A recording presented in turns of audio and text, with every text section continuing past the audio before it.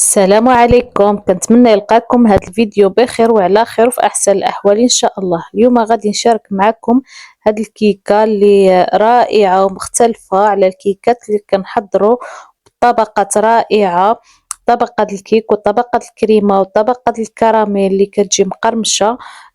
الصراحه كتجي واحد الكيك رائع مختلف على الكيكات اللي كنحضروا، كتجي لذيذه بزاف.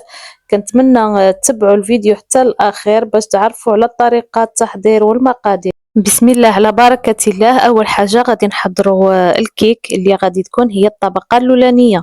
غادي نحتاج له واحد البيضة، كاس ربط السكر ما يعادل 100 غرام، وشويه من لافاني. انا استعملت هذه السائله، اذا ما توفرتش عندكم استعملوا اللي كنستعمل معكم دائما الخنيشه د لافاني. وغادي نحرك مزيان هذا الخليط د البيض مع السكر مع لافاني مزيان حتى نحصلوا على هذا القوام هذا اللي كتشوفوا. يعني ضروري عندنا غير بيضه واحده، ضروري خصنا نخلطوها مزيان مع السكر. غادي نزيد نص كاس الزيت. بالنسبه للجراموس غادي نخليه لكم في صندوق الوصف. وانا مستمره كنحرك مزيان هذا الزيت مع الخليط ديالي اللي عملت في الاول. وغادي نزيد واحد القبيصه د الملح، يعني ضروريه في كل وصفاتي ضروري واحد القبيصه د الملح. وانا مستمره كنخلط. غادي نزيد نص كاس الحليب. بالنسبه للحليب، الحليب يكون بدرجه حراره المطبخ، ما يكونش سخون وما يكونش بارد. وغادي نزيد كاس ونص د الدقيق ونص خماره الحلوى. بالنسبه انا هاد الخميره هذه الحلوى عندي فيها من فئه 15 غرام. بالنسبه نتوما اللي توفرت عندكم ديك الخميره اللي كيكون فيها 7 غرام او 8 غرام، استعملوا هذه غير وحده. المهم زيت كاس ونص د الطحين 150 غرام بالنسبه للطحين وخماره الحلوى في الاخير، وكنخلط مزيان. هادوما هما المكونات الطبقه الاولانيه اللي غادي نحضروا في هذا الكيك. صافي من بعد ما خلطت مزيان غادي نجيب القالب اللي غادي نطيب فيه هاد الكيكه. بالنسبه انا استعملت زجاجي، المهم اللي توفر عندكم.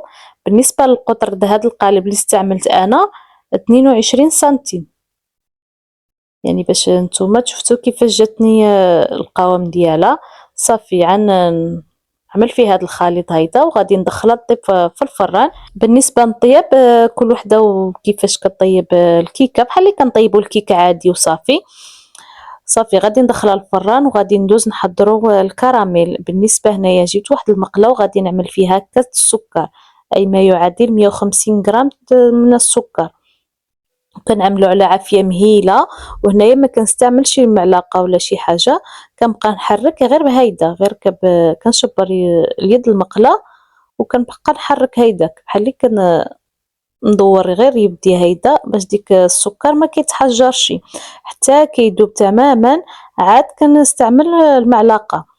المهم هنايا بدا كيذوب، وضروري العافيه تكون مهيله باش ما يتحرقش. صافي هنايا من بعد ما داب ديك السكر مزيان، انا استعملت المعلقه تاكد بان ديك السكر داب كامل. غادي نزيد واحد المعلقه الزبده وغادي نخلط حتى كتذوب ديك الزبده، وانا مستمره كنحرك. هنايا استعملت المعلقه حيتاش السكر داب مزيان. صافي من بعد ما ذوبت ديك الزبده وانا مستمره كنحرك. وكما ذكرت معكم ضروري تكون العافيه مهيله، ما كنجهدوش عليها، يعني العافيه تكون ناقصه بزاف باش ما كتحرقليش الكراميل. وغادي نضيف واحد العلبه د هاد فلان كراميل، غادي نزيدو من بعد ما داب السكر وداب ديك المعلقه الزبده اللي عملت. وغادي نخلط حتى هو كيتخلط معاه مزيان، كيعطي واحد المذاق مزيون الكراميل وكيجي رائع. من بعد ما دابو ديك المكونات كاملين غادي نحيدو من هاد المقله وغادي نعملو هنايا في واحد الطويصه هيدا باش كيبرد. وما كنحيدوش كامل المقله، غادي نخلي فيها شويه. نتوما كتلاحظوا غادي نخلي فيها واحد نسبه قليله، وغادي نزيد لها كاس الحليب بارد على هاد الكراميل هذا. نتوما شفتوا النسبه اللي خليت، يعني واحد الكميه قليله ماشي بزاف. بالنسبه لهاد الحليب اللي ضفتو على هاد الكراميل غادي نسقي بها الكيكه اللي كتجي بواحد المذاق رائع الكراميل. بالنسبة بغيتو تستغناو عليها استغناو سقيو غير بالحليب، ولكن هاد المرحلة هادي اللي عملت كتجي رائعة، كتعطي واحد اللذة للكيكة. صافي من بعد ما خلط ديك الحليب مع الكراميل مزيان، غادي نخرج الكيكة ديالي من بعد ما كتكون طابت وهي باقا سخونة. كما قلتلكم أنا ضفت ديك الحليب بارد على الكراميل، يعني هاد الحليب اللي غادي نضيف بارد والكيكة سخونة، يعني ماشي سخون، يعني ماشي هو سخون والكيكة سخونة، لأ، الكيكة سخونة خرجتها من الفران وديك الحليب اللي ضفت بارد. وهنايا عندي هاد رقائق الذرة أو كورن فليكس، غادي نعملهم في الصينية وندخلهم يتحمر في الفران. وغادي ندوز نحضر الكريمة. بالنسبة للكريمة استعملت 200 مل من كريمة سائلة أي ناطا مونطار، يعني الكريمة اللي كان الخفق، وغادي نزيد عليها واحد المعلقة من الجبن، أي جبن كريمي توفر عندكم كنضيفو لهاد الكريمة. بالنسبة لهاد الجبن كيعطيها واحد القوام كثيف وكتجي واحد وكيزيد لها واحد المذاق لذيذ. صافي من بعد ما طلعت ديك الكريمة مع الجبن، هنايا الكيكة تشربت ديك الخليط اللي سقيتها به. صافي غادي نضيف هاد الكمية د الكريمة من فوق وغادي نحاول نعاوطها مزيان.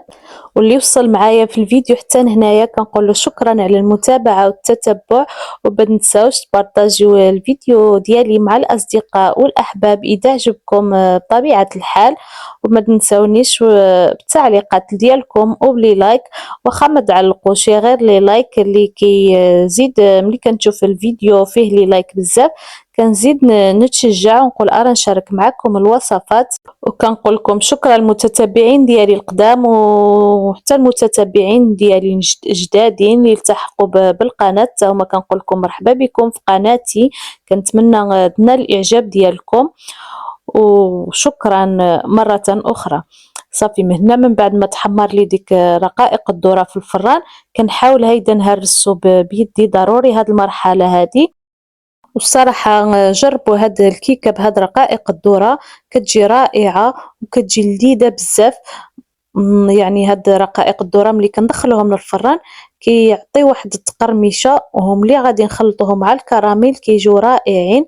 صافي هنايا جبت واحد الاناء اللي غادي نخلط فيه وغادي نخوي هاد الكراميل، ضروري هنايا برد ماشي سخون، يعني برد ما نعملوهش وهو باقي سخون. غادي نخلطو مع هاد كونفليكس او رقائق الذره مزيان حتى كي تخلطو مزيان.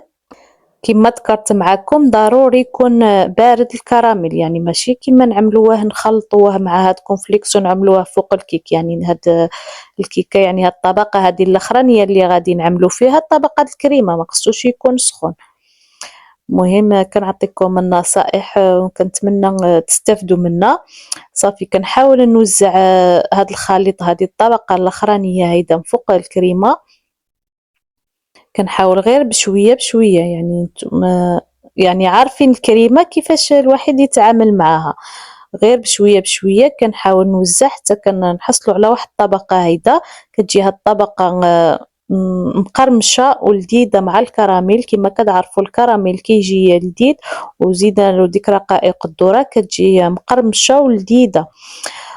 صافي هنايا انا كنت دخلت النبيره، يعني ضروري تخليوها في النبيره حتى كتشبر في راسها مزيان.